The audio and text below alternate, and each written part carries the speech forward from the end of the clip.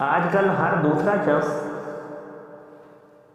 کسی نہ کسی شخص کا حق غصب کرنے کے چکر میں ہوتا ہے، اور ہر روز یہ دیکھنے میں آتا ہے، یہ سننے میں آتا ہے، پڑھنے میں آتا ہے کہ بھائی نے بھائی کا حق مار لیا، بھائی نے بہن کا حق مار لیا، فلاں نے اس کے پیسے کھا لیے، کسی نے اس کا مال کھا لیا۔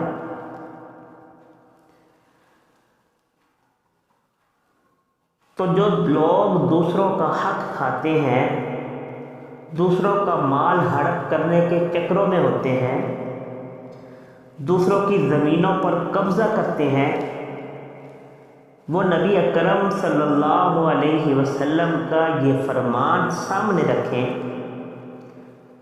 ایک حدیث میں ہے، آپ صلی اللہ علیہ وسلم نے ارشاد فرمایا کہ جس نے اپنی قسم کے ذریعے کسی مسلمان کا حق مار لیا، اللہ نے اس کے لیے آگ واجب کر دی، یعنی جہنم اس کے لیے واجب ہو۔ کسی کی کوئی چیز نہیں تھی اور اس نے قسم اٹھا لی کہ یہ میری ہے، تو فرمایا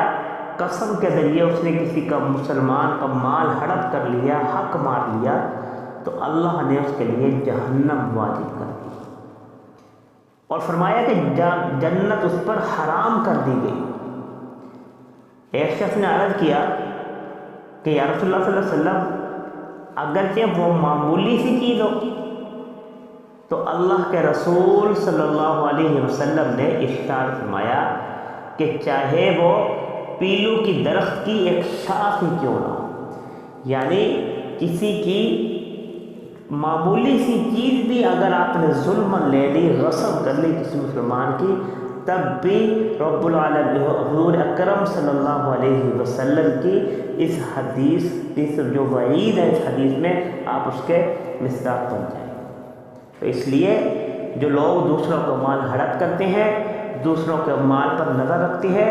دوسروں کے مال دبوچ لیتے ہیں، دوسروں کو مال کھاتے ہیں، وہ اس حدیث کو سامنے رکھیں۔ ایک اور حدیث ہے، آپ صلی اللہ علیہ وسلم نے ارشاد فرمایا کہ جو شخص کسی دوسرے شخص کا، جو شخص کسی شخص کی ایک بالشت زمین پر بھی ظلماً قبضہ کرے گا، دبائے گا، ایک بالشت، ہم تو یہاں مربوں کے حساب سے قبضہ کر لیتے ہیں، ہم یہاں مرلوں کے حساب سے قبضہ کر لیتے ہیں، ہم بھائی جو ہے بھائی بہنوں کا حق نہیں دیتے، ہم وراثت میں تقسیم نہیں کرتے، وہ مال بھی اسی میں آتا ہے، غصب کرنے کے اس میں آتا ہے۔ تو جو لوگ اپنی بہنوں کا حق کھا جاتے ہیں، اپنے بھائیوں کا حق کھا لیتے ہیں، ان کے زمینیں دبا لیتے ہیں، وہ بھی اس حدیث جو وعید ہے اس کے مصداق بن جائیں گے۔ فرمایا کہ کسی نے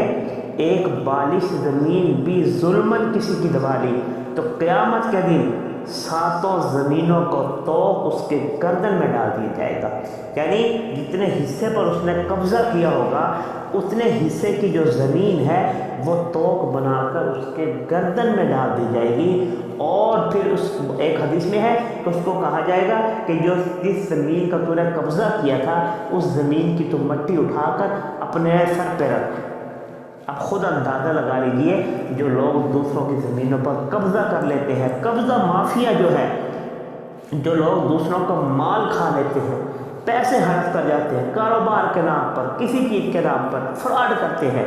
وہ ان حدیثوں کو سامنے رکھیں۔ ایک حدیث میں آتا ہے کہ آپ صلی اللہ علیہ وسلم نے ارشاد فرمایا کہ یتیم اور مسکین کون ہے؟ یتیم اور مسکین وہ نہیں ہے جس کا ماں باپ دنیا سے چلا جائے وہ یتیم ہے،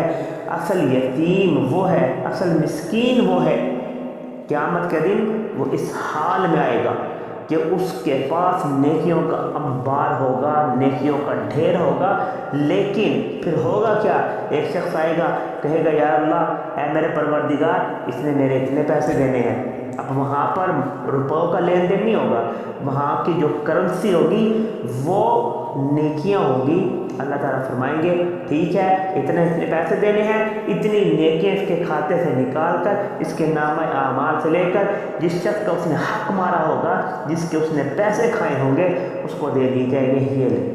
دوسرا آ جائے گا، उतनी नेकियां फिर ले ली जाएंगी, हत्ता कि जो नेकियों का ढेर लेके आया था उसके पास नेकियां ख़त्म हो जाएगी, लेकिन फिर भी हकदार बाकी होंगे। फिर कोई हकदार आएगा तो रब्बुल आलमीन फरमाएंगे कि इसके गुनाह इसके खाते में डाल दिए जाए। और जो नेकियों का अंबार लेके आया था उसके पास कोई नेकी बाकी नहीं बचेगी और गुनाहों का ढेर ही ढेर उसके पास होगा। तो अब ये सोच लीजिए, हम यहाँ पर लोगों की ज़मीनें कब्ज़ा करके दस्तरखान लगा दें, हस्पताल बना दें, फ्री कैंप लगा दें और मस्जिदें बना दें और हम खैराती इदारे बना दें, लेकिन साथ साथ हम ज़मीनों पर कब्ज़ा भी करते हैं, लोगों का हक़ भी मारते रहें। हमारे साथ भी यही हाल होने वाला है जो इस फरमाया आप सल्लल्लाहु अलैहि वसल्लम ने कि इतनी नेकियां होंगी, नेका उसने किए हैं, उसने नेकियों का अंबार इकट्ठा किया है, लेकिन लोगों का माल उसने खाया है, लोगों का जुल्म के साथ उसने ज़मीनों पर कब्ज़ा किए हैं। तो जो लोगों का उसने माल खाया है, जो लोगों के उसने ये ज़मीनों पर कब्ज़ा किया है,